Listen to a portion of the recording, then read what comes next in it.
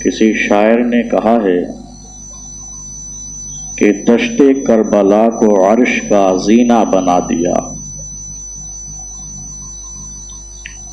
دشت کربلا کو عرش کا زینہ بنا دیا، جنگل کو مصطفیٰ کا مدینہ بنا دیا، اور ہر ذرے کو نجف کا نگینہ بنا دیا. ہر ذرے کو نجف کا نگینہ بنا دیا، تم نے حسین مرنے کو جینا بنا دیا. تم نے حسین مرنے کو جینا بنا دیا. اور دوسرا شاعر کہتا ہے، یہ عنایتوں کی جزا ملی، یہ ہدایتوں کا صلہ ملا. یہ عنایتوں کی جزا ملی، یہ ہدایتوں کا صلہ ملا. جو چراغ نور نبی کا تھا، اسے کربلا میں بجھا دیا. چمن آپ اپنا لٹا گئے کہ بہار دین خدا رہے. چمن آپ اپنا لٹا گئے کہ بہار دین خدا رہے. نہ جما جو رنگ بہار سے تو لہو بھی اپنا ملا دیا. یارو، یہ ایسی داستان ہے میدان کرب و بلا کی، جس سے سن کر کے ہر آنکھ نم ہو جاتی ہے.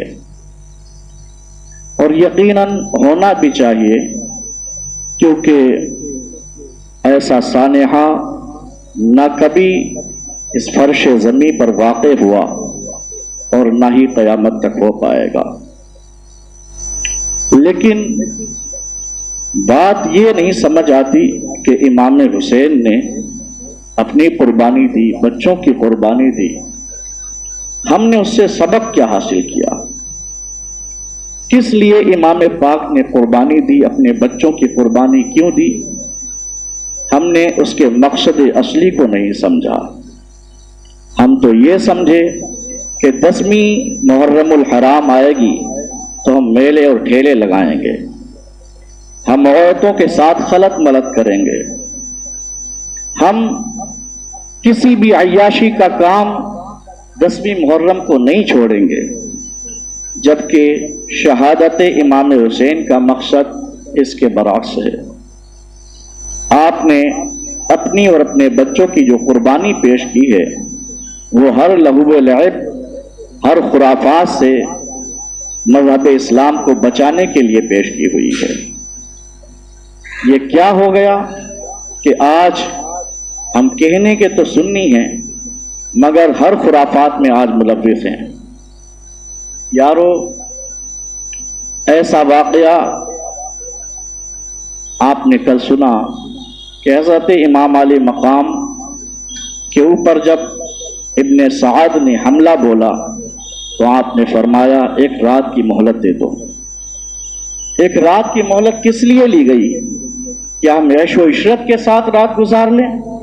نہیں، بلکہ آپ نے اپنے ہواخواہوں سے کہا کہ ہماری زندگی کی ایک آخری رات رہ گئی ہے، اس میں ہم جتنا دل کھول کے اللہ کی عبادت کر سکتے ہیں کر لو، اس کے بعد دوسری رات میسر نہیں آئے گی. تو حضرت امام علی مقام اور آپ کے ساتھیوں نے پوری رات کو عبادت الہی میں ہی صرف کر دیا.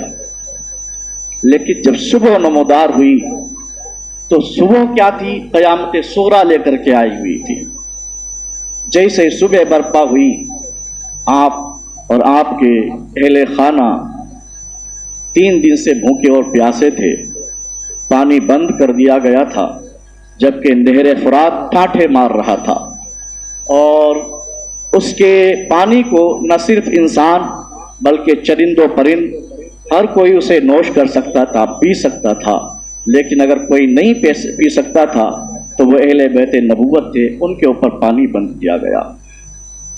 تو آپ 3 دن کے بھوکے اور پیاسے ہیں.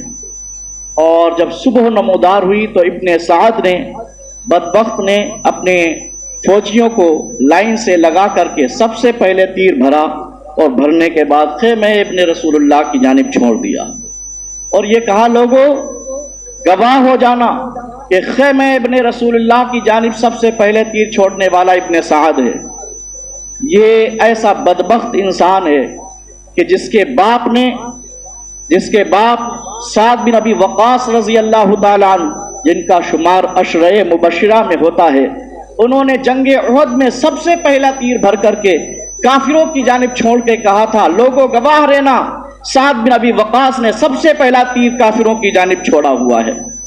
تو یہ سعد بن ابی وقاص رضی اللہ تعالیٰ عنہ ہیں جو ایسے مقام مرتبے کو پہنچے ہوئے ہیں کہ آقا کائنات صلی اللہ تعالیٰ علیہ وسلم نے آپ کو زندگی میں ہی جنت کی بشارت عطا فرما دی، لیکن یہ ان کا بدبخت بیٹا ہے کہ سب سے پہلے تیر بھر کر کے خیمہ ابن رسول اللہ کی جانب چھوڑ کے کہہ رہا ہے کہ یزیدیوں تم گواہ رہنا، سب سے پہلے تیر چھوڑنے والا اگر کوئی ہے تو وہ ابن سعد ہے۔ بہرحال اب جب لڑائی شروع ہوئی، جنگ شروع ہو گئی، تو حضرت امام علی مقام رضی اللہ تعالیٰ عنہ کے جو ساتھی تھے انہوں نے لڑنا شروع کیا۔ حضرت حر نے کہا کہ اے ابن رسول اللہ، میرے جسم میں جب تک کہ جان ہے آپ کے خاندان پر ہم آنچ نہیں آنے دیں گے۔ تو آپ نے فرمایا کہ تم رک جاؤ، ابھی تم جو ہے ہماری جانب آئے ہوئے ہو تو ابھی نہ شہید ہو۔ تو آپ نے فرمایا مجھے جینے کا جو ہے کوئی مزہ نہیں رہ گیا، میں تو یہ چاہتا ہوں آپ کے قدموں پہ قربان ہو جاؤں۔ اب جو ہے اس نے گھوڑے کو ایڑ لگائی اور میدان کارزار میں پہنچ گیا۔ یہ وہ شہسوار تھا کہ کوفے والے جس کے اوپر اپنا سینہ چوڑا کر کے کہتے تھے کہ اگر ہمارے یہاں کوئی بہادر شخص ہے تو وہ حر ہے۔ یہ حضرت حر حضرت امام علی مقام کی جانب آنے کے بعد آپ کوفیوں کی جانب گئے اور آپ نے کہا کہ کس کے مقابلے میں تم کھڑے ہو، تمہیں ہوش تک نہیں ہے، تمہاری آنکھیں جو بند ہوئی ہیں مال و متا نے تمہاری آنکھوں پر پٹی لگا رکھی ہے، تم اگر پٹی ہٹا دیتے تب پتا چلتا کہ یہ کوئی معمولی شخصیات نہیں ہیں، یہ وہ ہیں جن کو آقا دو جہاں نے اپنے دوش نبوت پہ بٹھایا ہوا ہے، یہ وہ لوگ ہیں جن کو سرکار دو جہاں صلی اللہ تعالی علیہ وسلم نے اپنی زبان مبارکہ کو چسایا ہوا ہے، یہ وہ ہیں جن کو سرکار کائنات صلی اللہ تعالی علیہ وسلم اپنی جان سے بھی زیادہ عزیز رکھتے تھے، یہ وہ لوگ ہیں، ان کے مقابلے میں تم کھڑے ہوئے ہو۔ تو ادھر سے ایک یزیدی بول اٹھا کہ ہمیں تقریر کی کوئی ضرورت نہیں ہے، اگر لڑائی لڑنا چاہتے ہو تو پھر لڑنا شروع کر دو۔ بہرحال آپ نے تلوار کو میان سے نکالا اور نکالنے کے بعد لڑائی شروع کی۔ اب جنگ ایسی تھی کہ آپ جب میدان کارزار میں پہنچے اور یزیدیوں کے خیم جو ہے اس میں لشکر جرار میں جا کے گھسے تو لوگوں کا ایسا تتر بتر ہونا شروع ہو گیا کہ آپ کھوپڑیاں اڑاتے چلے جا رہے تھے۔ جب ابن سعد نے یہ دیکھا کہ ان پر قابو پانا بڑا مشکل ہے تو اس نے کہا کہ انہیں چاروں جانب سے گھیر کر کے تیروں کی بارش شروع کر دو۔ اب حضرت حر کے اوپر تیروں کی بارش ہوئی، آپ گھوڑے سے نیچے آئے تو ایک بدبخت بڑا اور اس نے آپ کا سر تن سے جدا کر دیا۔ انا للہ و انا الیہ راجعون۔ ایسے ہی اور بھی جو لوگ آپ کے ساتھ تھے، حضرت قیم بجلی تھے اور قیس بن مسار سیداوی تھے، یہ سب کے سب جب آقا دو جہاں صلی اللہ تعالی علیہ وسلم کے نواسے کے اوپر اپنی جان قربان کر چکے تو اہل بیت نبوت کا پھر نمبر آیا۔ یہ ایسے جانثار تھے کہ انہوں نے پہلے ابن رسول اللہ کے گھر والوں کو جانے ہی نہیں دیا، پہلے اپنی جانوں کو قربان کیا۔ اب آقا دو جہاں صلی اللہ تعالی علیہ وسلم کے گھر والوں کی جب باری آئی تو حضرت قاسم کہنے لگے کہ چچا جان اب مجھے اجازت دے دی جائے۔ آپ نے فرمایا بیٹا تجھے کیسے اجازت دے سکتا ہوں، تو ہمارے بھائی کی امانت ہے اور تو ہمارے بھائی کا چشم و چراغ ہے، اور ایسا چشم و چراغ ہے کہ تجھے دیکھ کر کے ہی تو بھائی کی یاد آتی ہے، تو تجھے دیکھ کر دل کو تسلی ہو جاتی ہے۔ اگر تجھ کو میدان کاردار میں بھیج دیں گے تو ہم کس کو دیکھ کر کے اپنے دل کو تسلی و تشفی دے سکیں گے؟ تو ہی تو ایسا ہمارا بھتیجا بچا ہے جس کی وجہ سے میرے دل کو چین و قرار آ جاتا ہے، ہم تجھے اجازت نہیں دے سکتے۔ اب حضرت امام قاسم رضی اللہ تعالیٰ عنہ بڑے بے چین و بے قرار ہو گئے، تو آپ حضرت زینب کے پاس میں پہنچے اور پہنچنے کے بعد کہا پھوپھی ذرا دیکھو تو صحیح، امام علی مقام ہم کو اجازت نہیں دے رہے ہیں اور ہم کو میدان کارزار میں ہر حال میں جانا ہے۔ جب آپ نے یہ کہا تو حضرت زینب کہنے لگی کہ وہ صحیح سمجھا رہے ہیں، حضرت امام حسن کی تم ہی تو یادگار ہو اور تمہارے والد محترم تو پہلے ہی گزر چکے ہیں، تو تم میدان کارزار میں نہ جاؤ، اس لیے کہ یہ میدان کارزار موت کا ایک ہوشربا جو ہے وہ ایسا معاملہ ہے اور ایسا میدان ہے کہ جو بھی جا رہا ہے واپس نہیں آ رہا ہے۔ لیکن آپ جو ہے گریہ وزاری کرتے رہے، ایک آپ کے ذہن میں ایک بات آئی اپنے والد محترم کی۔ وہ بات یہ تھی کہ حضرت امام حسن نے جو ہے نزاع کے وقت میں وصیت کی تھی، بیٹا میں ایک تعویذ تم کو دیتا ہوں، جب بھی مصیبت پڑے، جو بہت بڑی مصیبت ہو، تو یہ تعویذ کھول کے دیکھ لینا، ساری مصیبتیں آسانیوں میں تبدیل ہو جائیں گی۔ تو آپ سوچنے لگے اس سے بڑی مصیبت اور ہو بھی کیا سکتی ہے، ہماری جانوں پر بنی ہوئی ہے، بچوں کی جانیں جا رہی ہیں، اس سے بڑی اور مصیبت نہیں ہو سکتی۔ آپ نے فوراً تعویذ کو کھولا، اور کھولنے کے بعد جب آپ پڑھنا شروع کیے تو آپ کے آنسو نکلنے لگے، اور آپ نے وہ تعویذ اپنے چچا حضرت حسین کے پاس پیش کیا اور کہنے لگے، اے چچا اب تک تو اجازت نہیں دیتے تھے لیکن اب آپ کو اجازت دینی پڑے گی۔ تو چچا نے کہا ایسی بات کون سی بن گئی ہے کہ مجھ کو اجازت دینی پڑے گی؟ تو کہا لو یہ میرے والد محترم کا لکھا ہوا تعویذ تو پڑھ لو۔ اب جب امام علی مقام نے وہ تعویذ پڑھا تو آپ حیران و ششدر رہ گئے اور آنکھیں آپ کی برسنے لگیں اور کہنے لگے بھائی تجھے لکھنے کو بھی کچھ نہیں رہ گیا تھا، یہ بات لکھ کے گیا ہوا ہے کہ اے میرے بیٹے جب بھی امام حسین کے لوگ جو ہے خون بہانے کے لیے سامنے لشکر جرار لے کے آئیں تو اے میرے بیٹے اپنے جسم کا قطرہ قطرہ امام علی مقام کے قدموں پہ بہا دینا۔ یہ تعویذ کیسا تعویذ تھا جو حضرت امام حسن نے اپنے بیٹے کو لکھا ہوا تھا۔ اب حضرت امام حسن کہنے لگے، حضرت جو ہے امام قاسم کہنے لگے اب تو اجازت دینی پڑے گی۔ تو حضرت امام علی مقام نے اپنے بھتیجے کو تیار کیا اور میدان کارزار میں جانے کی اجازت عطا فرما دی۔ حضرت امام قاسم جب میدان کارزار میں پہنچے، ایسے جوان تھے آپ، 22 سالہ جوان، میدان کارزار میں پہنچ کر کے یزیدی بھیڑیوں کو پکارنا شروع کیا۔ آپ کہنے لگے حل من مبارز، حل من مبارز، ہے کوئی جو ہمارے مقابلے کو آئے؟ کسی بھیڑیوں کے میرے سامنے بھیجو، ہم ابھی اسے خاک و خون میں غلطان کر دیں گے۔ اب آپ نے یہ کہا تو کوئی سامنے نہیں بڑھ رہا تھا، تو ابن سعد نے ارزق پہلوان سے کہا کہ تم اس کے مقابلے کو چلے جاؤ۔ ارزق پہلوان کہنے لگا کیوں میری مذمت بناتا ہے؟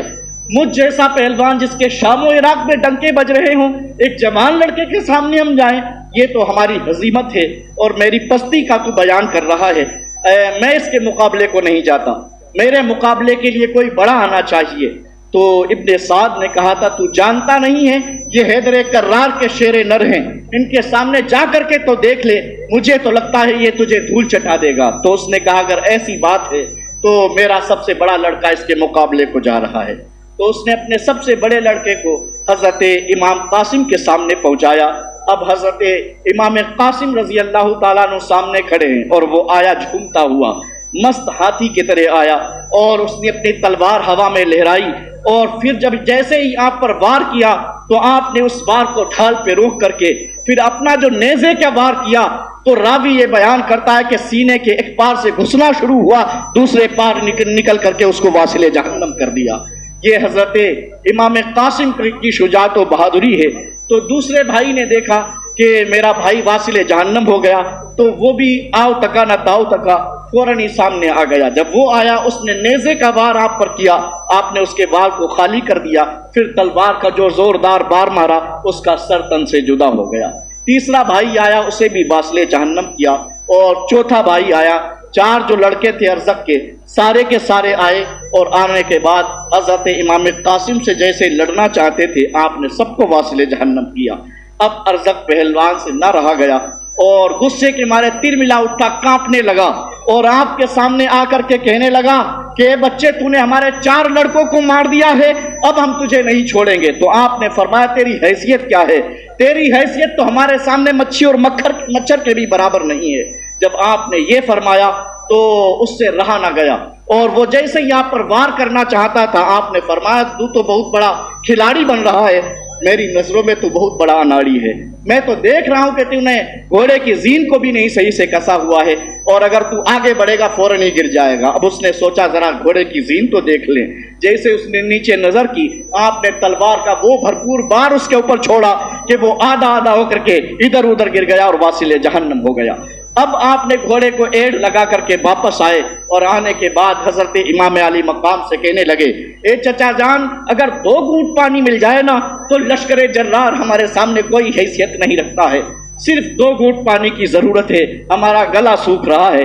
تو حضرت امام علی مقام نے فرمایا، بیٹا اب جو ہے یہ دنیا کا پانی تمہارے لیے پانی کوئی حیثیت نہیں رکھتا، نانا جان تمہارے لیے آب کوثر لیے کھڑے ہیں، جاؤ آب کوثر کو پی لو اور اپنی پیاس کو بجھا لو۔ حضرت امام قاسم رضی اللہ تعالیٰ عنہ نے پھر اپنا واپس گھوڑا دوڑایا اور لوگوں کو پکارا، حل من موارث۔ اب کوئی جب سامنے نہ آیا تو آپ نے خود ہی گھوڑے کو ایڑ لگا کر کے لشکر جرار میں جا کے گھس گئے اور لوگوں کی کھوپڑیاں اڑانا شروع کر دیں۔ تو ابن سعد کہنے لگا کہ ان کو گھیر لو اور تیروں کی بارش شروع کر دو۔ اب تیروں کی بارش کیا ہو رہی تھی، بلکہ یوں سمجھیے کہ مینا برس رہا تھا، پانی برس رہا تھا۔ اب آپ کا جسم کا کوئی بھی عضو ایسا نہیں تھا جس میں تیر نہ چبھا ہوا ہو۔ آپ گھوڑے سے نیچے آئے اور آپ نے اپنے چچا حضرت امام حسین کو پکارا، یا اماہ ادرکنی، یا اماہ ادرکنی، اے میرے چچا جان اپنے بھتیجے کی خبر گیری کیجیے۔ حضرت امام علی مقام میدان کارزار میں آئے اور آنے کے بعد اپنے بھتیجے کا سر اٹھا کر کے اپنے رانوں پر رکھا۔ بھتیجے نے آنکھیں کھولی، چہرے سید الشہداء کا دیدار کیا اور اس کے بعد ہمیشہ کے لیے آنکھیں بند کر لیں۔ انا للہ و انا الیہ راجعون۔ حضرت امام علی مقام کا یہ بھتیجا بھی شہید ہو گیا۔ اس کے بعد آپ نے اپنے اس بیٹے کو، جس کے بارے میں راوی یہ بیان کرتا ہے کہ جس کو علی اکبر کہا جاتا ہے، یہ وہ امام علی مقام کا بیٹا تھا جس کو شبیہ پیغمبر کہا جاتا تھا، آقائے دو جہاں کی تصویر جس کو کہا جاتا تھا۔ صحابہ جب جب مدینہ المنورہ میں بے چین و بے قرار ہوتے سرکار کو دیکھنے کے لیے، تو حضور سرور کائنات تو قبر مبارک میں آرام فرما رہے ہیں، تو جب جب دل چاہتا کہ سرکار کو دیکھا جائے تو فوراً ہی درے علی پر آ جاتے اور آنے کے بعد کہتے علی اکبر کو باہر نکالو، ہم سرکار کو دیکھنا چاہتے ہیں۔ گویا کہ پتہ چلا علی اکبر کی وہ تصویر اللہ نے بنائی ہوئی تھی، ایسا چہرہ اور مہرہ دیا ہوا تھا کہ جو ہو بہو آقائے کائنات صلی اللہ تعالیٰ علیہ وسلم کا مشابہ تھا۔ اب وہی جو ہے شبیہ پیغمبر کو حضرت امام علی مقام دولہا بنانے لگے۔ یہ عجیب ثانیہ ہے یارو کہ جو ہے والد اپنے بیٹے کو جو سجا رہا ہے، دولہا بنا رہا ہے، وہ اس لیے نہیں بنا رہا ہے کہ جا کر کے دلہن لانا ہے، یہ اس لیے بنا رہا ہے کہ موت کے گھاٹ جا کر کے تجھے بھی اترنا ہے۔ جو بھی باپ ہوتا ہے اس کے دل میں آرزویں تمنا لیتی ہیں، بچہ جیوں جیوں بڑا ہوتا ہے باپ کی تمنا بھی بڑھتی رہتی ہے۔ جب بچہ جوان ہوتا ہے تو باپ یہ سوچتا ہے کہ اب ہم اس کی شادی کریں گے اور اپنے ہاتھوں سے اس کو ہم سجائیں گے، دولہا بنائیں گے اور گھر میں ہمارے چاند سی دلہن آئے گی۔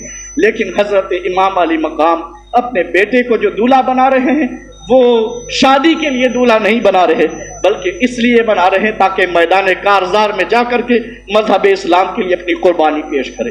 حضرت امام علی مقام نے حضرت علی اکبر کو تیار کیا اور جو ہے وہ سر پر امامہ باندھا اور پٹکا آپ کے مان کر کے جو ہے ذوالفقار حیدری آپ کے ہاتھوں میں دے دی اور جو ہے ڈھال آپ کے ہاتھوں میں دی۔ حضرت علی اکبر آئے اور میدان کارزار میں لوگوں سے جب پکارا آپ نے، حل من مبارز، کون ہے جو ہمارے مقابلے کو آئے؟ اب سب لوگ تھر تھرا رہے تھے، گویا کہ ہاتھوں سے تلواریں چھوٹ رہی تھیں، کیونکہ ہاتھ چلائیں تو کس پہ چلائیں؟ سامنے تصویر جو موجود ہے سرکار کائنات صلی اللہ تعالیٰ علیہ وسلم کی، تو تلوار چلائی بھی کیسے جا سکتی ہے؟ تو لوگ سوچنے لگے کریں تو کیا کریں۔ تو جب کوئی سامنے نہ بڑھا تو آپ کی جوانی کا جوش آیا اور آپ نے گھوڑے کو ایڑ لگا کر کے میدان کارزار میں گھس گئے۔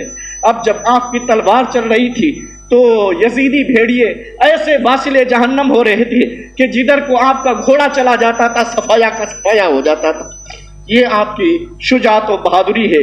لیکن جب ابن سعد نے دیکھا کہ اس نوجوان کو قابو میں کرنا بڑا مشکل کام ہے تو پھر اس نے وہی حربہ استعمال کیا کہ کہا ان کو چاروں جانب سے گھیر کر کے تیروں کی بارش کرو۔ اب دور سے کھڑے ہو کر کے تیروں کی بارش ہونا شروع ہو گئی اور حضرت امام علی مقام حضرت علی اکبر رضی اللہ تعالیٰ عنہ کی جو ہے آنکھیں بند ہونے لگی اور آپ گھوڑے سے نیچے اتر آئے اور آپ نے اپنے باپ کو پکارنا شروع کیا، یا ابتاہ ادرکنی، یا ابتاہ ادرکنی، اے میرے باپ ہماری خبر گیری کیجئے۔ حضرت امام علی مقام بڑھے اور بڑھنے کے بعد حضرت علی اکبر کے پاس میں پہنچے اور ان کے چہرے کا گرد و غبار صاف کیا اور بچہ آخری جو ہے نگاہیں اپنے باپ کے اوپر ڈال رہا ہے اور باپ حسرت بری نگاہوں سے اپنے بیٹے کو دیکھ رہا ہے، اور پھر آنکھیں ہمیشہ کے لیے حضرت امام علی مقام نے اپنے بیٹے کی آنکھوں کو بند کیا، روح قبض انصری سے پرواز کر گئی۔ انا للہ و انا الیہ راجعون۔ اب جب آپ خیمے میں آئے تو خیمے میں دیکھا کہ سکینہ بھی رو رہی ہے اور حضرت علی اصغر بھی بے چین ہو رہے ہیں، کیونکہ ماں کے سینے سے دودھ بھی خشک ہو گیا ہے، 3 دن کے بھوکے پیاسے اہل بیت رسول اللہ ہیں۔ تو حضرت سکینہ چھوٹی سی ہیں، عباس علمبردار کے پاس آ کر کے کہتی ہیں کہ تھوڑا سا تو پانی لا کر کے دے دو، دیکھو ہمارا اصغر بھائی جو ہے کیسا بلک رہا ہے اور اس کی زبان سوکھ کر کے کانٹا ہو گئی ہے۔ عباس علمبردار کہنے لگے کہ بیٹی میں ضرور تجھ کو پانی لا کے دوں گا، اگرچہ میری جان پہ بن جائے۔ اب آپ نے گھوڑے کو جو ہے سنبھالا، آپ اس پر سوار ہوئے۔ امام علی مقام نے منع کیا کہ آپ کہاں جا رہے ہو، جیسے ہی آپ جاؤ گے تو یہ یزیدی بھیڑیے آپ پر ٹوٹ پڑیں گے۔ آپ نے فرمایا مجھے مت روکو، سکینہ نے جو مجھ سے پانی کو کہا ہوا ہے اور میں نے اس سے وعدہ کر لیا ہوا ہے تو میں پانی لا کر کے ہی رہوں گا۔ اب آپ نے جیسے گھوڑے کو ایڑ لگائی اور گھوڑا نہر فرات کی جانب دوڑنا شروع کیا، یزیدی بھیڑیے چیخنے لگے کہ پانی خیمہ ابن رسول اللہ میں نہیں پہنچنا چاہیے۔ اب جب آپ نہر فرات کے پاس پہنچے اور پہنچنے کے بعد مشکیزہ بھرا، اور مشکیزہ بھرنے کے بعد آپ نے ایک چلو پانی اٹھایا کہ 3 دن کے بھوکے پیاسے ہیں، چلو تھوڑا سا پانی پی لیا جائے۔ لیکن جیسے ہی لبے عباس سے لگا ہے پانی تو آپ کو فوراً سکینہ کی پیاس یاد آ گئی، علی اصغر کی پیاس یاد آ گئی، آپ نے فوراً پانی کو نیچے ڈال دیا۔ اب آپ نے اپنے گھوڑے سے کہا کہ میں تو جو ہے انسان ہوں اور میرے دماغ و اذہان میں جو بات آ رہی ہے وہ چھوٹے سے علی اصغر اور چھوٹی سی سکینہ کی بات آ رہی ہے، میں تو پانی نہیں پی رہا ہوں، تو پانی پی لے، تو جو ہے چرند ہے، تو پانی پی سکتا ہے، تو جانور ہے۔ اس نے کہا تھا جانور اگرچہ ہوں مگر اہل بیت رسول اللہ کا وفادار ہوں، غدار نہیں ہوں، میں بھی پانی نہیں پی سکتا ہوں، کیونکہ جہاں چھوٹے چھوٹے بچے پیاس سے بلک رہے ہوں تو میں کیسے پانی پی سکتا ہوں۔ جانور نے بھی پانی نہ پیا۔ اب آپ نے مشکیزہ اپنے کاندھوں پہ لٹکایا اور گھوڑے کو ایڑ لگا کر کے خیمہ حسین کی جانب جب آپ نے گھوڑا دوڑایا، یزیدیوں میں ہلچل مچنے لگی کہ اگر یہ مشکیزہ خیمہ ابن رسول اللہ میں پہنچ گیا تو یاد رکھو 22,000 کا لشکر جرار یہ کوئی معنی نہیں رکھتا ہے، کوئی حیثیت نہیں رکھتا ہے، یہ جو ہے 72 نفوس قدسیہ تم کو مٹی میں ملا کر کے رکھ دیں گے۔ اب جیسے یہ بات کہی گئی تو ایک شقی القلب انسان سامنے بڑھا، اور بڑھنے کے بعد اس نے پیچھے سے آپ کے اس ہاتھ پر وار کر دیا جس میں آپ کا مشکیزہ لٹکا ہوا تھا۔ جیسے ہی بازو کٹا تو مشکیزہ گرنے لگا، آپ نے بائیں ہاتھ سے مشکیزہ کو پکڑ کر کے اور اس کو اپنے ہاتھ میں ٹانگ لیا۔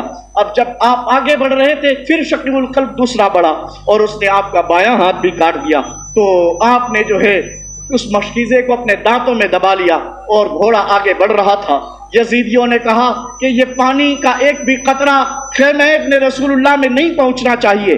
تو لوگوں نے دیکھا کہ یہ پانی جب پہنچ جائے گا تو ان کی پیاسیں بجھ جائیں گی، تو ان یزیدیوں نے شقی القلب لوگوں نے تیر چلانا شروع کر دیے اور مشکیزہ ہر جگہ سے چھلنی ہو گیا، قطرہ قطرہ اس کا بہہ گیا اور آپ کے جسم ناظرین میں جا کر کے بہت سارے تیر لگے۔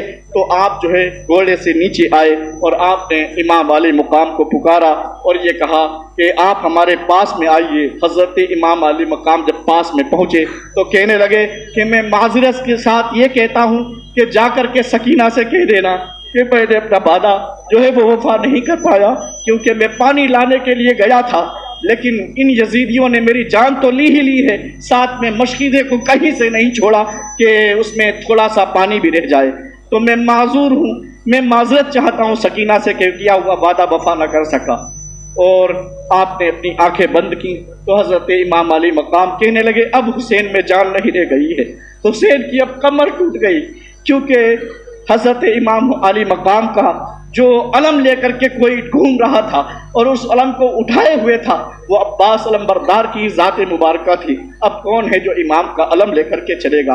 امام علی مقام کہنے لگے اے عباس تیرے جانے سے امام کے جسم میں بالکل بھی جان نہیں رہ گئی ہے، یہ اب بے جان کا جو ہے جسم رہ گیا ہے۔ اب آپ آئے اور آنے کے بعد خیمے میں بتایا کہ عباس علمبردار کی بھی روح قبض انصری سے پرواز کر گئی ہے۔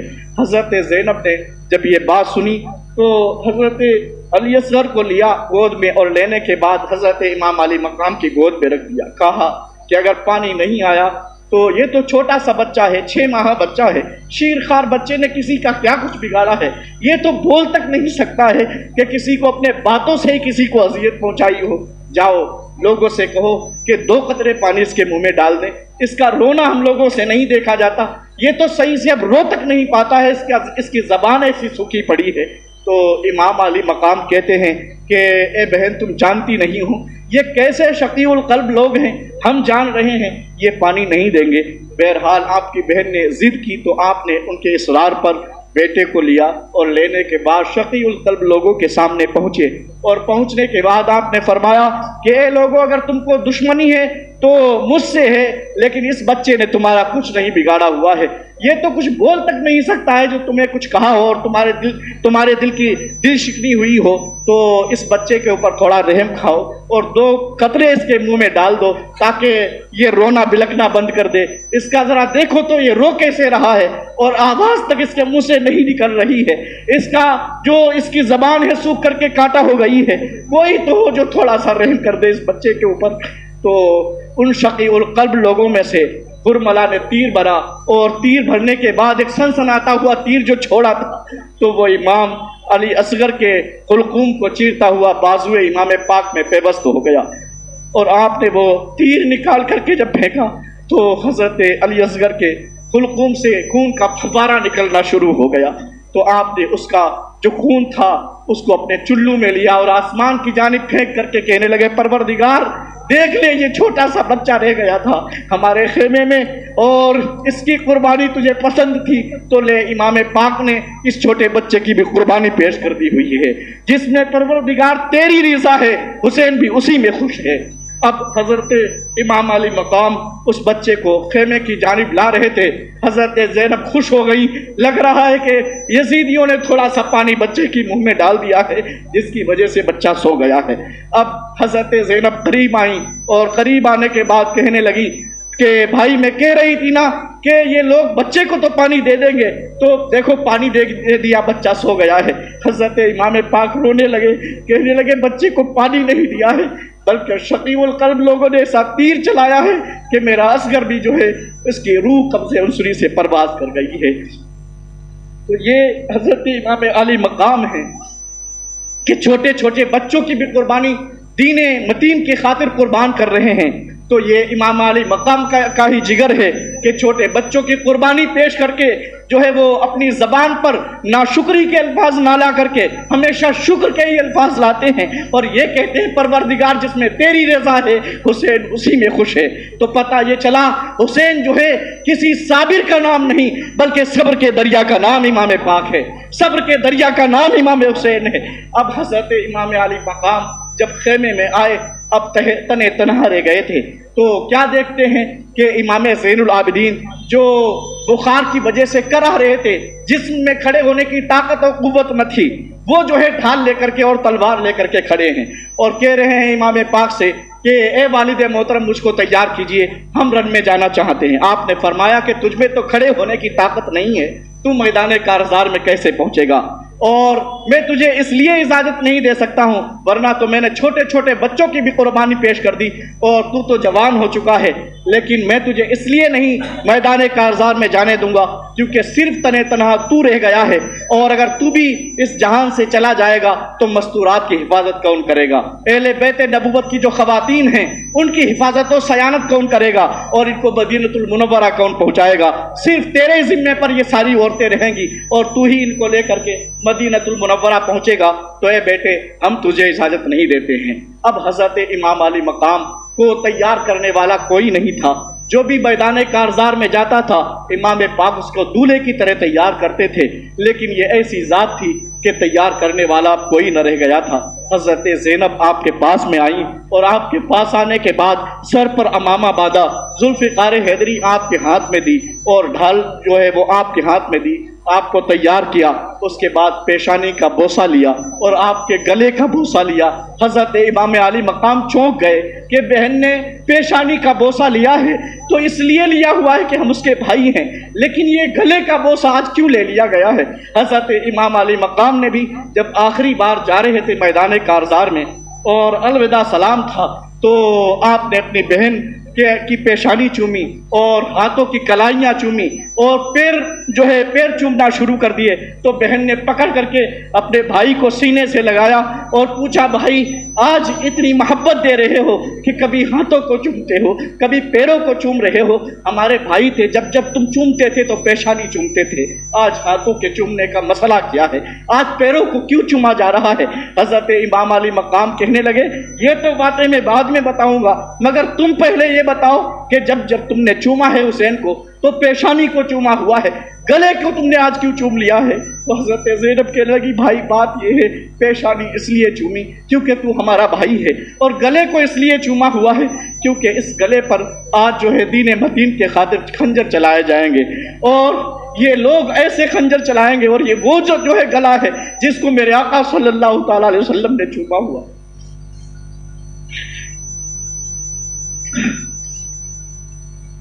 اب حضرت امام علی مقام کی آنکھیں برسنے لگی اور بہن پوچھنے لگی، بھائی تو ہماری پیشانی چومتا تھا، جب چومتا تھا، یہ ہاتھ کیوں چومے، کلائی کیوں چومی اور قدموں کو کیوں چوم لیا ہے؟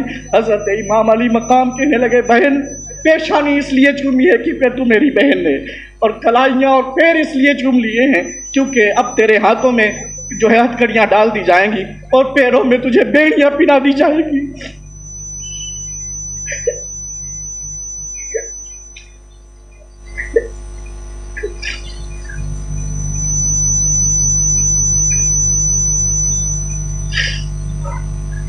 حضرت امام علی مقام نے جب یہ بات کہی تھی تو حضرت زینب کا کلیجہ پھٹ گیا، کہنے لگی، بھائی کیسی باتیں کرتا ہے،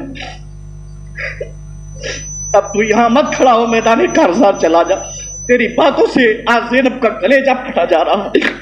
تو بہرحال حضرت امام علی مقام باہر نکلے خیمے سے اور آپ اپنے گھوڑے پر سوار ہوئے اور گھوڑے کو ایڑ جیسے ہی آپ نے لگائی تو گھوڑا آگے نہ بڑھا۔ آپ کہنے لگے، گھوڑا تجھے کیا ہوا ہے؟ سب تو ایسی باتیں کرتے ہیں کہ حسین کا سینہ پھٹ رہا ہے، اور تجھے کیا ہوا کہ تجھے جب ایڑ لگاتے تھے تو ہوا بن جاتا تھا، آج کیا ہوا ہے آگے نہیں بڑھتا ہے؟ کہ گھوڑے نے سر ہلا کے بتایا، امام تم مجھے ایڑ لگا کر کے کہہ رہے ہو کہ چلو، میں کیسے چل سکتا ہوں؟ میرے قدموں کو جو سکینہ نے پکڑ لیا ہوا ہے۔ اب جب امام نے نیچے نظر کی تو دیکھا کہ حضرت سکینہ گھوڑے کے قدموں کو پکڑے ہوئے ہیں۔ اب آپ نیچے اترے اور نیچے اترنے کے بعد سکینہ کو گلے سے لگایا، کہنے لگے، بیٹی تجھے کیا ہوا؟ تو کیوں آ گئی ہے یہاں پر؟ تجھے تو خیمے میں رہنا چاہیے۔ تو حضرت سکینہ کہنے لگی، بابا جان تمہیں یاد نہیں ہے کہ جب رات کی تاریکی آتی ہے تو مجھے نیند کہاں آتی ہے؟ تم کو خوب معلوم ہے، جب رات کی تاریکی آتی ہے تمہارے سینے پر ہی سر رکھ کے سوتی ہوں۔ آج تم میدان کارزار میں جا رہے ہو تو واپس نہیں آؤ گے، تو مجھے یہ رہ کر کے یہ یاد ستاتی ہے کہ ہم جب رات کی تاریکی آئے گی تو ہم کس کے سینے پر سر رکھ کر کے سوئیں گے۔ حضرت امام علی مقام نے کہا، بیٹی چپ جا، اس کے آگے تجھے کچھ نہیں بولنا ہے، اس لیے کہ اب تو اگر کچھ آگے کہے گی تو یہ امام علی مقام کہیں امتحان میں فیل نہ ہو جائے۔ بیٹی صبر و رضا کا دامن تھامے رہو، اور یہ زینب اس بیٹی کو یہاں سے لے جاؤ، میرے سامنے سے یہ ایسی باتیں کرتی ہے کہ حسین کا کلیجہ پھٹا جا رہا ہے۔ حضرت امام علی مقام نے حضرت زینب کو حضرت سکینہ سپرد کر دی اور وہ خیمے میں چلی گئیں۔ اب آپ نے گھوڑے کو جو ایڑ لگائی میدان کارزار میں پہنچے، اور میدان کارزار میں پہنچنے کے بعد امام علی مقام نے فرمایا کہ اے لوگوں، تمہیں پتہ نہیں ہے تم کس کے مقابلے کو آئے ہوئے ہو؟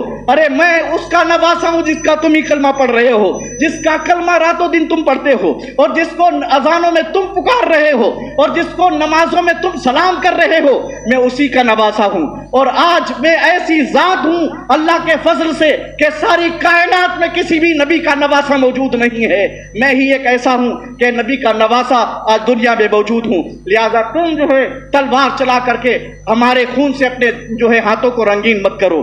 لیکن میں آپ سے یہ پوچھنا چاہتا ہوں، حضرت امام علی مقام کی جب شہادت ہو گئی اس کے بعد کسی سے تعارض نہیں کیا گیا، کسی کو شہید نہیں کیا گیا۔ حضرت امام علی مقام پہلے کیوں نہیں شہید ہو گئے؟ اگر حضرت امام علی مقام پہلے شہید ہو جاتے تو چھوٹا سا علی اصغر بچ جاتا، حضرت علی اکبر کی جوانی بچ جاتی، عباس علمبردار کے بازو بچ جاتے۔ حضرت امام علی مقام نے پہلے شہادت کو کیوں نہیں نوش فرمایا، سب سے آخر میں کیوں امام علی مقام پہنچے ہیں؟ تو اس کی وجہ یہ ہے، امام پاک لوگوں کو یہ بتانا چاہ رہے تھے، یزیدیوں کو برابر مہلت پر مہلت دیے جا رہے تھے کہ لوگوں یاد رکھو حضرت عباس کا قاتل جو ہے وہ ایک انسان کا قاتل ہے، علی اکبر کا جو قاتل ہے ایک انسان کا قاتل ہے، علی اصغر کا جو قاتل ہے وہ ایک انسان کا قاتل ہے، لیکن حسین کا قاتل قاتل انسان نہیں ہے، کیونکہ حسین کا قاتل جو ہے وہ قاتل دین بن جائے گا۔ یہ جو بتا رہا ہے کوئی ہستی ہے وہ جو ہے معین الدین اجمیری کی ہستی بتا رہی ہے کہ حسین کی ذات کوئی انسان کی ذات ہونے کے ساتھ ساتھ میں ہمارا حسین صرف انسان نہیں تھا بلکہ پیارا حسین سراپا دین بھی تھا۔ آپ ارشاد فرماتے ہیں کہ دین است حسین، ہمارا حسین صرف انسان ہی نہیں ہے بلکہ دین کا نام امام حسین ہے۔ اور آگے آپ ارشاد فرماتے ہیں کہ میرا حسین صرف دین ہی نہیں ہے بلکہ دین پناہ ہست حسین، دین کی پناہ کا نام امام حسین ہے۔ یہ حضرت خواجہ غریب نواز نے بتایا کہ امام حسین اس ہستی کا نام ہے جو صرف انسان ہی نہیں ہے بلکہ دین بھی ہے، اور دین کی پناہ کا نام امام حسین ہے۔ اب حضرت امام علی مقام نے لوگوں کو مہلت اس وجہ سے دی تھی کہ اگر تم مجھ پر تلوار اٹھا دو گے تو پھر تمہارے لیے بخشش و نجات کا کوئی راستہ نہیں رہ جائے گا۔ ذرا سوچو تو صحیح، آقا کائنات صلی اللہ تعالیٰ علیہ وسلم کا نواسا لوگوں پر کیسا رحم و کرم کر رہا ہے۔ بچہ چھوٹا سا ہو ہاتھ میں دم توڑ دے، لیکن پھر بھی آپ سوچتے ہیں کہ اگر بچہ ہمارا قتل ہو گیا ہے، شہید ہو گیا ہے، پھر بھی ہم جو ہے آقا کائنات صلی اللہ تعالیٰ علیہ وسلم کا دامن پکڑ کر کے مچل جائیں گے۔ سرکار ان سے غلطی ہو گئی تھی، ان کو معاف فرما دیجئے، ان کی بخشش و مغفرت کر دیجئے، ان کی شفاعت کر دیجئے، تو میں ان کا دامن پکڑ کر کے مچل جاؤں گا۔ ہو سکتا ہے کہ ان کی شفاعت ہو جائے، لیکن اگر تم دین پر تلوار اٹھاؤ گے تو پھر تمہاری بخشش و مغفرت نہیں ہوگی۔ یہ آقا کائنات صلی اللہ تعالیٰ علیہ وسلم کا حلم و بردبار جو ہے نواسا ہے، جس نے اتنی دیر اس لیے کی ہوئی ہے، سب سے آخر میں اس لیے آپ پہنچے ہوئے ہیں۔ اب جب آپ نے لوگوں کو یہ بتانا شروع کیا کہ لوگوں تم جانتے نہیں ہو میں وہ حسین ہوں جس کو آقا دو جہاں صلی اللہ تعالیٰ علیہ وسلم نے اپنے کاندھوں پہ بٹھایا ہوا ہے، میں وہی حسین ہوں جس کے بارے میں سرکار دو جہاں صلی اللہ تعالیٰ علیہ وسلم نے فرمایا کہ میرا حسین جنتی جوانوں کا سردار ہے، میں وہی حسین ہوں جس کو لقمے حضرت علی کے ہاتھوں سے کھلائے گئے ہیں، میں وہی حسین ہوں جس کو فاطمۃ الزہرا نے دودھ پلایا ہوا ہے۔ تم جانتے نہیں ہو، میں بہت ہی بلند و بالا مقام پہ فائز ہوں، تم میرے خون سے اپنے ہاتھوں کو رنگین مت کرو۔ جب آپ نے یہ بات کہی تھی تو لوگوں پر آپ کی تقریر کا اثر ہونا شروع ہوا تھا، تو ابن سعد یہ کہنے لگا کہ اے امام پاک، ہمیں تمہاری تقریر نہیں چاہیے، ہم تو یہ چاہتے ہیں کہ اگر تم چاہو بچنا چاہتے ہو تو یزید کی بیعت کو قبول کر لو، اور اگر تم جو ہے یزید کی بیعت نہیں قبول کرتے ہو تو پھر تمہیں جو ہے جان سے ہاتھ دھونے پڑیں گے۔ جب آپ نے یہ بات سنی تو آپ نے فرمایا کہ اگر یزید کی بیعت ہی قبول کرنا ہوتی تو ہم پہلے ہی قبول کر لیتے، ہمارا اصغر بچ جاتا۔ اگر یزید کی بیعت قبول کرنا مقصود ہوتی تو علی اکبر بھی بچ جاتا اور عباس بھی بچ جاتے، ہم اس ناخلف کی بیعت کو کبھی قبول نہیں کریں گے۔ امام علی مقام نے فرمایا وہ فاسق و فاجر ہے، اور فاسق و فاجر کی بیعت کو قبول کر لینا یہ بہت بڑا جرم ہے، لہذا میں اس کی بیعت کو قبول نہیں کر سکتا۔ اب جب آپ نے یہ بات کہی تو ناہنجار و نامراد لوگوں نے شور و غل مچانا شروع کر دیا۔ حضرت امام علی مقام نے اپنے گھوڑے کو ایڑ لگائی، اور یزیدیوں کے لشکر میں جب آپ پہنچے تھے تو حیدر کرار کا شیر نر ایسا لڑ رہا تھا کہ جب آپ میمنہ کی جانب جاتے تھے، میمنہ साफ हो जाता था। मैसरा की जानिब जाते तो मैसरा का पता न चलता, मुकद्दमे की जानिब जाते तो मुकद्दमा उड़ता हुआ नजर आता। इमाम अली मकाम जो है ऐसी तलवार चला रहे थे, मालूम ये हो रहा था, ऐसा महसूस होता था कि इमाम अली मकाम का बाजुए इमाम पाक नहीं है बल्कि बाजुए अली इसमें समा गया है। ऐसा महसूस होता था कि आकाए कायनात सल्लल्लाहु तआला अलैहि वसल्लम मैदान करबला में आकर के अपने नवासे की पीठ थपथपाने लगे हों। ऐसा महसूस होता था कि लुक़मा अली से बनने वाला खून एक नया खून बन गया हो। ऐसा महसूस होता था कि रिदाए फातिमा ने अपनी जो है चादर को बारगाह इलाही में फैला दिया हो। ऐसा महसूस होता था कि भाई हसन अपने भाई हुसैन को नए दांव पेच सिखा रहा हो। ऐसा महसूस हो रहा था। अब आप जैसी तलवार चला रहे थे, यजीदियों में शोर गुल बरपा था। ये तो ऐसा महसूस होता है कि इतिहास के अंदर ये बात रकम हो जाएगी कि एक ही सिपाही ने 22,000 लश्कर दर्रार को मात दे दी हुई थी, 22,000 लश्कर दर्रार को धूल चटा दी हुई थी। ये लोग सारे लोगों में यजीदियों में भगदड़ सी मच गई।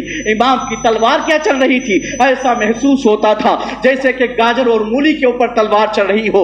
ये लोगों की खोपड़ियां क्या उड़ रही थी, ऐसा महसूस होता था जैसे गेंदों की गेंदें उड़ती चली जाती हों। इमाम अली मकाम का बाजू है, बल्कि यूं कहिए कुव्वत परवरदिगार इसमें समा गई है। अब हजरत इमाम अली मकाम तलवार चला रहे हैं। तलवार चलाते चलाते जब आपके कान में जो है अजान की आवाज पहुंची, आपने फौरन अपनी तलवार को रोक लिया और जैसे तलवार रोकना थी, तीरों की बारिश होना शुरू हो गई। यार ये तलवार क्यों रुकी हुई है, जरा सोचो तो सही। जिस तलवार को अली असगर का बचपना ना रोक सका, जिस तलवार को अली अकबर की जवानी ना रोक सकी, जिस तलवार को हजरत अब्बास के बाजू ना रोक सके, वो तलवार रुक कैसे गई? पता ये चला कि नमाज का वक्त आ गया है और नमाज के वक्त में इमाम नमाज ना पढ़े, ये कैसे हो सकता है?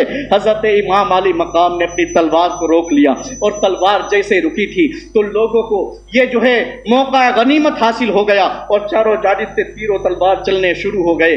अब हजरत इमाम अली मकाम के जिस्म नाज़नीन पर 72 जख्म आ गए थे।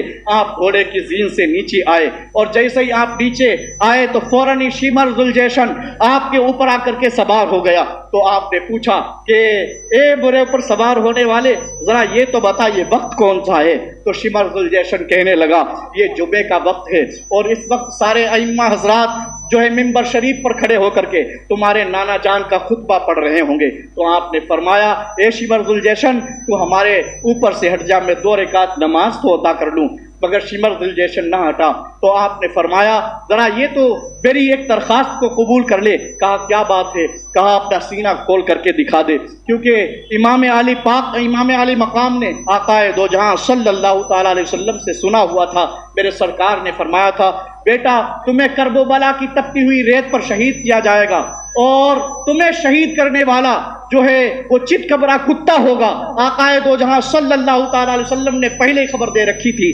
तो आपने फरमाया कि अपना सीना खोल करके दिखा दे।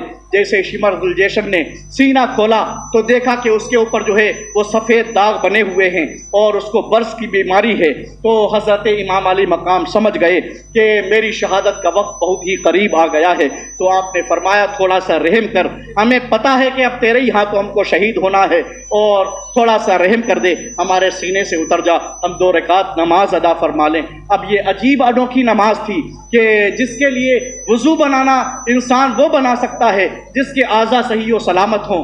तो वो वुज़ू बनाए तो खून ना निकलने पाए, क्योंकि खून निकलेगा तो वुज़ू टूट जाएगा।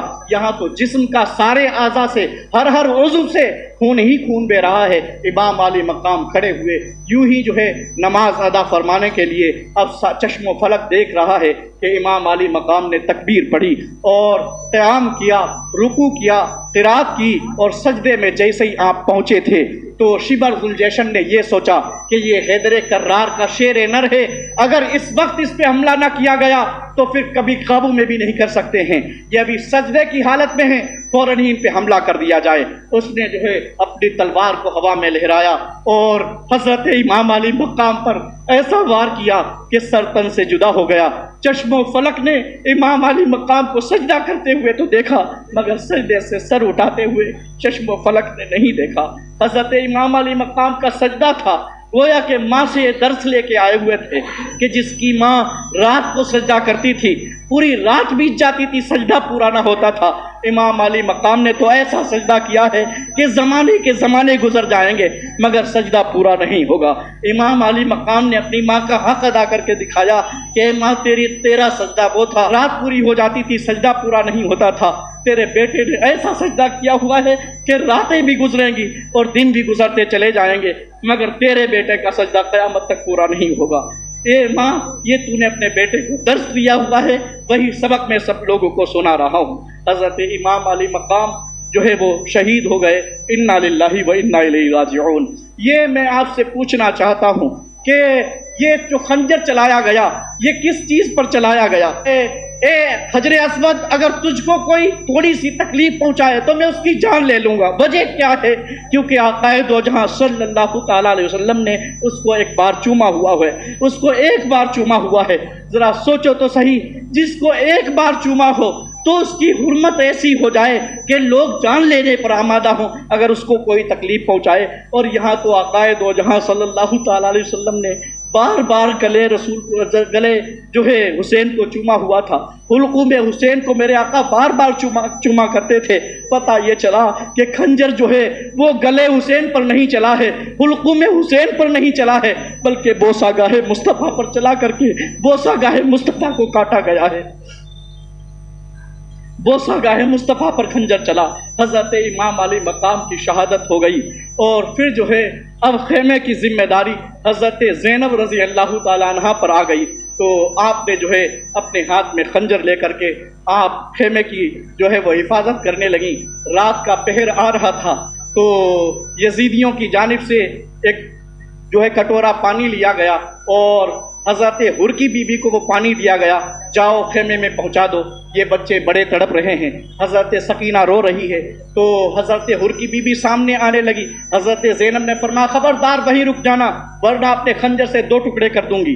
حضرت حر کی بی بی کہنے لگی کہ میں آپ کی جو امداد و استعانت کے لیے آئی ہوں، اس لیے آئی ہوں تاکہ آپ کے بچے جو رو رہے ہیں، حضرت سکینہ رو رہی ہیں، ان کو پانی پلا دیا جائے، اور میں کوئی اور نہیں ہوں، حر کی بی بی ہوں، میں آپ کی امداد و استعانت کے لیے آئی ہوں۔ تو آپ نے جیسے ہی وہ کٹورا حضرت زینب کو دیا تو حضرت زینب نے حضرت سکینہ کو پکارا اور کہا کہ سکینہ لو، تم کو کافی پیاس لگی ہوئی ہے، پانی پی لو۔ حضرت سکینہ نے جواب دیا کہ اے جو ہے پھوپھی جان، آپ کو بھی تو پیاس لگی ہوئی ہے، آپ پانی کیوں نہیں پیتی؟ تو آپ نے فرمایا اہل بیت نبوت کا یہ دستور ہے کہ پہلے چھوٹے بچوں کو جو چیز آتی ہے پیش کی جاتی ہے، لہذا تم پانی پی لو۔ اب حضرت سکینہ نے وہ کٹورا لیا اور میدان کارزار کی جانب دوڑنا شروع کر دیا۔ حضرت زینب پیچھے سے بھاگ رہی ہیں اور پوچھ رہی ہیں کہ بیٹی تم کدھر جا رہی ہو، اور یہ پانی تو تمہیں پینے کے لیے دیا گیا ہے۔ تو آپ نے فرمایا، آپ کہنے لگی اے پھوپھی جان، شاید تمہیں یاد نہیں رہ گیا، اپنا جملہ بھول رہی ہو، تم نے کہا تھا کہ اہل بیت نبوت کا یہ دستور ہے، کوئی چیز آتی ہے تو بچے کو دے دی جاتی ہے۔ میرا اصغر جو ہے وہ بہت پیاسا ہے، اصغر ایسا پیاسا تھا کہ جب ہم نے اس کو اپنے ہاتھوں میں لیا ہوا تھا تو اس کا حلقوم اور جو ہے حلقوم سوکھ کر کے کانٹا ہو گیا تھا، تو وہ نہ جانے کہاں سو رہا ہے، ہم اس کو تلاش کرنے کے لیے جا رہے ہیں، کیونکہ اصغر مجھ سے بھی چھوٹا ہے، ہم پہلے اس کو پانی پلائیں گے، اس سے پہلے ہم پانی نہیں پی سکتے۔ ہمارے اہل بیت نبوت کا یہ دستور ہے کہ پہلے بچوں کو دیا جاتا ہے، جو چیز آتی ہے بچوں کو پیش کی جاتی ہے، ہم پہلے اصغر کو پانی پلائیں گے۔ اب آپ دوڑ رہی تھی کہ آپ کو ٹھوکر لگی اور پانی گر گیا۔ تو یہ ایسی داستان ہے یارو کہ جس کو سن کر کے آنکھیں نمناک ہو جاتی ہیں۔ اب جب رات بڑھتی چلی گئی، حضرت سکینہ کو خیمے میں لایا گیا تو حضرت سکینہ کو چین و قرار نہ تھا، رات کا کافی پہر بیتا، تو آپ خیمے سے نکل کر کے امام علی مقام کو تلاش کرنے لگی اور ان کا لاشا تلاش کرتی کرتی جب جو ہے امام علی مقام کا لاشا ملا تو اس پر سر رکھ کے سونا شروع کر دیا۔ ادھر حضرت زینب جاگی تو دیکھا کہ حضرت سکینہ خیمے میں نہیں ہیں، تو ڈھونڈنا تلاشنا شروع کر دیا۔ اب جستجو میں آپ لگی ہیں تو میدان کارزار میں جا کر کے کیا دیکھا ہوا ہے کہ آپ جو ہے ایک لاشے سے اپنا سر رکھ کر کے سو رہی ہیں۔ تو آپ نے جگایا، بیٹی یہاں کیوں سو رہی ہو؟ تو آپ نے کہا کہ میں خیمے میں لیٹی تھی، مگر دستور کے مطابق جب سوتی تھی تو اپنے بابا کے سینے پر جا کر کے سوتی تھی، آج آنکھیں نہیں لگ رہی تھیں تو میں اپنے جو ہے بابا کو تلاش کرنے چلی آئی اور بابا کا لاشا تلاش کر کے میں نے سر کو رکھا، فوراً ہی مجھ کو چین و قرار پڑ گیا، آنکھیں لگ گئیں۔ تو پھوپھی کہنے لگی بیٹی تجھے یہ بات کیسے پتا چلی کہ یہ تیرے جو ہے تیرے باپ کا ہی لاشا ہے، تیرے بابا کا لاشا ہے، یہ تجھے کیسے پتا چل گیا؟ تو آپ کہنے لگی بات یہ ہے کہ میں جب خیمے سے نکلی میں چیخنے چلانے لگی کہ بابا جان کدھر ہو، مجھ کو قرار نہیں ہے، تو اسی لاشے سے آواز آ رہی تھی کہ جہاں تجھ کو قرار نہیں ہے وہی جو ہے مجھ کو بھی قرار نہیں ہے، میرے پاس آ جا۔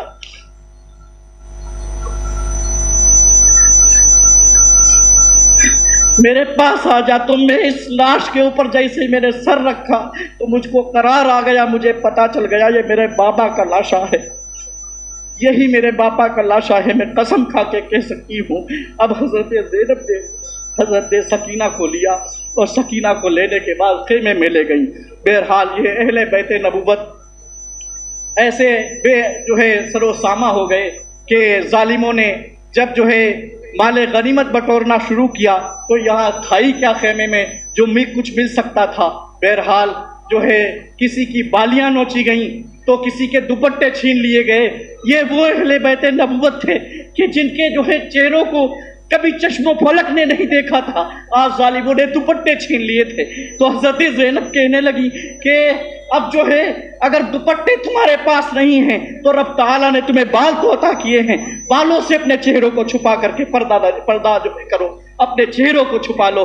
یہ کیسے اہل بیت اطہار ہیں کہ ان سے وہ دوپٹے بھی چھین لیے گئے اور ان کو جو ہے نیزوں پر بلند کیا گیا، اور امام علی مقام کا جو سر تھا اس کو نیزے پہ بلند کر کے پیچھے سے ڈھول بجائی جا رہی تھی۔ میں یہی تو کہنا چاہتا ہوں سنیوں، تم کر کیا رہے ہو؟ ذرا اپنی چشمان اپنے آنکھوں سے پردہ تو ہٹا کر کے دیکھو، تم کیا کر رہے ہو؟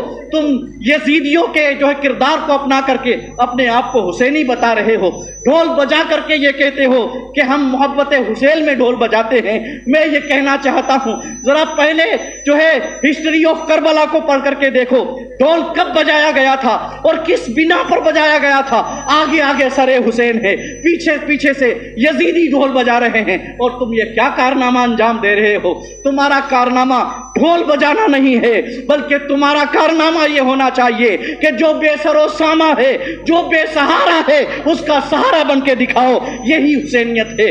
جو انسان برہنہ ہے اس کو کپڑے پہنا دو، یہی تو حسینیت ہے۔ جو انسان بھوکا ہے اس کو کھانا کھلا کر کے مسرور کر دو، یہی تو حسینیت ہے۔ جو انسان پیاسا ہے اس کو پانی پلا کر کے اس کے چہرے کے اوپر جو ہے مسرت کے آثار لا دو، یہی تو حسینیت ہے۔ یارو اگر تم سچے پکے حسینی بننا چاہتے ہو تو تم ڈھول سے حسینی نہیں بن سکتے۔ اگر حسینی بننا چاہتے ہو تو حسینی کردار کو اپناؤ، اور حسینی کردار ڈھول بجانا نہیں ہے، ڈھول بجانا تو یزیدیوں کا کردار ہے۔ آپ نے سن لیا امام علی مقام کا سر آگے ہے، پیچھے سے یزیدی ڈھول بجا رہے ہیں، اور ایسی شد و مد کے ساتھ ڈھول بجائی جا رہی ہے کہ ملک شام تک ڈھول بجائی گئی، کوفے سے لے کر کے ملک شام تک جو ہے وہ ڈھول بجائی گئی، اور کئی ڈھول اس میں پھوٹ بھی گئے، ایسے جو ہے شد و مد کے ساتھ ڈھول بجائی گئی تھی۔ تو تم کس کا کردار اپنا رہے ہو؟ میں یہ نہیں کہتا کہ تم جو ہے سچے پکے سنی نہیں ہو، یقیناً سنی ہو، لیکن تم لا علم ہو، تم علم سے ناشنا ہو، اس وجہ سے تمہیں پتہ نہیں ہے کہ ڈھول بجانا کردار کس کا ہے۔ یارو یاد رکھنا، ڈھول بجانا سنیوں کا کردار نہیں ہے، ڈھول بجانا حسینیوں کا کردار نہیں ہے، ارے ڈھول بجانا جو ہے وہ یزیدیوں کا کردار ہے۔ حضرت امام علی مقام کے سر مبارک کو جب نیزے میں لیا گیا، یہ سر جو ہے نیزہ گلے کی اس نلی میں ڈالا گیا تھا جس نلی میں آقا کائنات صلی اللہ تعالی علیہ وسلم کا لعاب مبارک گزرا ہوا تھا۔ یہ وہی جو ہے نلی تھی جس فاطمہ کا دودھ جہاں سے جو ہے گیا ہوا تھا، یہ وہی نلی تھی جس میں سے لقمہ علی آپ کے جو ہے منہ سے گزرے ہوئے تھے۔ اسی نلی میں ظالموں نے جو ہے نیزہ پیوست کیا اور آپ کے سر کو اوپر کیا، تو آپ کا سر ہے بار حسین کہ تیری جو ہے جرات کو سلام، تیری شہادت کو سلام۔ ایسا ہمارا حسین ہے کہ نیزے کے اوپر ہے، سر نیزے سے اوپر ہے اور سر تن سے جدا ہے، لیکن پھر بھی آپ کے لبہائے مبارک ہل رہے ہیں۔ اب بتایا یہ جاتا ہے، راوی بیان کرتا ہے کہ کسی نے لبہائے مبارک کی جانب اپنے کانوں کو بڑھایا، کیا حسین ہے، سر تن سے جدا ہے لیکن لبہائے مبارک ہل رہے ہیں۔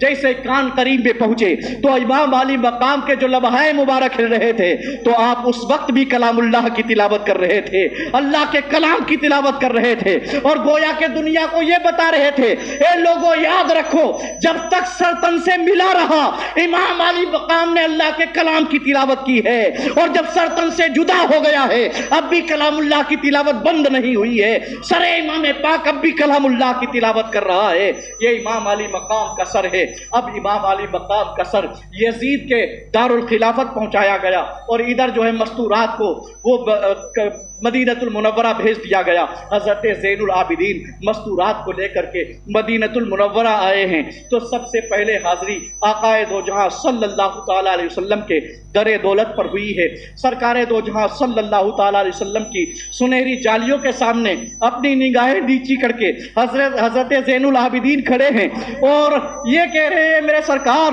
اے میرے نانا جان، ہم سے کوئی سوال آج مت کرنا، کیونکہ جواب دینے کی جو ہے طاقت و قوت زین العابدین میں نہیں رہ گئی ہے۔ مجھے معلوم ہے آپ کے سوال کیا ہوں گے، آپ یہی پوچھو گے، اے زین العابدین، ہمارے پیارے نواسے حسین کو کہاں چھوڑ آیا ہے، اور ہمارا چھوٹا سا علی اکبر کہاں رہ گیا ہے، دکھائی نہیں دیتا، علی اکبر کہاں رہ گیا ہے۔ اے میرے نانا جان، یہ سوال مت پوچھنا، کیونکہ زین العابدین میں طاقت و قوت نہیں ہے کہ ان سوالوں کا جواب دے سکے۔ نانا جان، یہ سوال مت پوچھنا، کیونکہ تمہارا حسین میدان کرب و بلا میں شہید ہو چکا ہے، تمہارا علی اصغر میدان کرب و بلا میں شہید ہو چکا ہے، علی اکبر میدان کرب و بلا میں شہید ہو چکا ہے۔ جیسے یہ بات آپ نے کہی تھی تو تربت رسول اللہ ہلنا شروع کر دی۔ آقا کائنات صلی اللہ تعالیٰ علیہ وسلم اپنے حسین سے کیسی محبت کرتے تھے، آپ نے سنا تھا کہ سرکار دو جہاں صلی اللہ تعالیٰ علیہ وسلم جب فجر کی نماز کے لیے نکلے تھے اور فاطمہ کے گھر کے سامنے سے گزر رہے تھے تو حضرت امام حسین کے رونے کی آواز گوش مصطفیٰ میں جب پہنچی، سرکار رک گئے، اور رکنے کے بعد آپ نے حضرت فاطمہ کے دروازے کو کھٹکھٹانا شروع کیا۔ حضرت فاطمہ نے پوچھا تھا کون، تو آپ نے فرمایا میں تیرا بابا ہوں۔ تو حضرت فاطمہ نے جیسے دروازہ کھولا، آقا کائنات صلی اللہ تعالیٰ علیہ وسلم نے فرمایا، اے بیٹی، اس حسین کو مر رونے دیا کرو، یہ کیوں رو رہا ہے؟ حضرت فاطمہ کہتی ہیں میں نے اسے ڈانٹ دیا تھا۔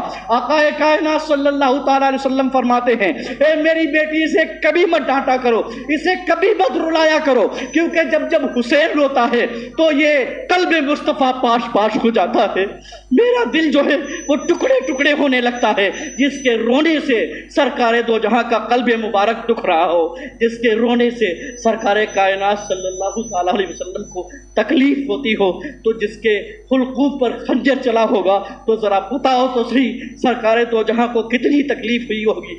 تبھی تو کسی صحابی نے اسی دن یہ منظر اپنی جو ہے خواب میں دیکھا ہوا تھا اور یہ بیان کیا ہوا تھا کہ لوگوں، آج میں نے سرکار دو جہاں صلی اللہ تعالیٰ علیہ وسلم کو اپنے خواب میں دیکھا تھا۔ سرکار صلی اللہ تعالیٰ علیہ وسلم کے جو ہے زلف عنبری بکھری ہوئی تھی، اور سرکار دو جہاں صلی اللہ تعالیٰ علیہ وسلم کے چہرے بددعا پر بہت سارا گرد و غبار لگا ہوا تھا۔ تو میں نے سرکار سے پوچھا، حضور، آخر یہ چہرے بددعا جو چاند و سورج سے زیادہ چمکنے والا ہے آج گرد آلود کیسے ہو گیا؟ سرکار نے فرمایا، تمہیں پتہ نہیں ہے، میں آج میدان کرب و بلا میں تھا اور میرا حسین شہید کیا جا رہا تھا، تو میں اس کے پاس پہنچا اور اس کا گرد و غبار صاف کر رہا تھا، اور اس کو جو ہے گرد و غبار صاف کرنے کی وجہ سے جو گرد و غبار اڑ رہا تھا میرے جو ہے چہرے پر لگ رہا تھا۔ تو ذرا سوچو تو صحیح سرکار کائنات صلی اللہ تعالیٰ علیہ وسلم کو کتنی تکلیف پہنچائی ہے ان یزیدیوں نے۔ بہرحال حضرت امام علی مقام کا گھرانہ جو شہید ہوا ہے وہ کس لیے شہید ہوا؟ حضرت امام علی مقام کی زندگی کا آخری لمحہ ہم کو درس حیات دے گیا اور یہ بتا کر کے چلا گیا، اے لوگوں یاد رکھو، سر تن سے جدا ہوا اور جو نیزے پہ چڑھایا گیا، میں نے कलामुल्लाह की तिलावत की। गोया कि ये जिंदगी इसलिए दी गई है ताकि कलामुल्लाह की तिलावत की जाए। और मैंने अपनी जिंदगी का आखिरी लम्हा जो गुजारा हुआ है वो नमाज में गुजारा हुआ है। ये जिंदगी इसलिए दी हुई है कि जब तक जिस्म में जान रहे इबादत इलाही में मसरूफ रहो। गोया कि हजरत इमाम अली मकाम ने हमको सारा जो जिंदगी जीने का मकसद है ये बता करके इमाम अली मकाम गए हुए हैं। तो इमाम अली मकाम का इस दुनिया से गुजरना क्या था, आपकी शहादत कैसी रंग लाई हुई है। मैंने आपको बताया कि इमाम अली मकाम का जो नाम हुसैन रखा गया, इससे पहले किसी का नाम इमाम हुसैन नहीं था, किसी का नाम हुसैन नहीं था, मगर यजीद नाम बहुतेरे लोगों का था। जिसका बच्चा पैदा होता खुशी में अपने बच्चे का नाम यजीद रखते थे। लेकिन जैसे सानिह करबला क्या हुआ है, वाक़या करबला जैसे रूनुमा हुआ है, हुसैन की शहादत क्या हुई है, हुसैन ने ऐसी यजीदियत को बिठाया हुआ है कि न सिर्फ यजीद बिटा हुआ है बल्कि यजीदियत का खात्मा आपने फरमा दिया। आज जो है, जब पहले लोग यजीद नाम रखते थे, आज आपने ऐसी अपनी शहादत से यजीदियत का खात्मा किया कि आज किसी के बाप में ये दम नहीं है कि अपने बेटे का नाम गुलाम यजीद रख ले, मोहम्मद यजीद रख ले, अब्दुल यजीद रख ले। मगर हुसैन हमारा ऐसा छाया कि जो भी बच्चा पैदा हो रहा है तो अपने बेटे का नाम गुलाम हुसैन है, अब्दुल हुसैन है, मोहम्मद हुसैन है। पता ये चला कि शहादत हुसैन ने ये सिर्फ यजीद को नहीं मात दी है बल्कि यजीदियत का खात्मा कर दिया हुआ है। तभी तो हमें यही कह करके चुप होना पड़ता है कि कत्ले हुसैन असल में मर्गे यजीद है, इस्लाम जिंदा होता है हर करबला के बाद। तो ये इमाम हुसैन की शहादत है कि आपने अपनी जान क्या दी हुई, दुनिया से न सिर्फ यजीद को बल्कि यजीदियत का खात्मा कर दिया। ये इमाम अली मकाम का शेवा है कि जिसने यजीदियत का खात्मा किया हुआ है। आज कोई भी अपने बच्चे का नाम यजीद नहीं रखता, लेकिन मोहब्बत हुसैन में अपने बच्चों का नाम हुसैन ज़रूर रखा।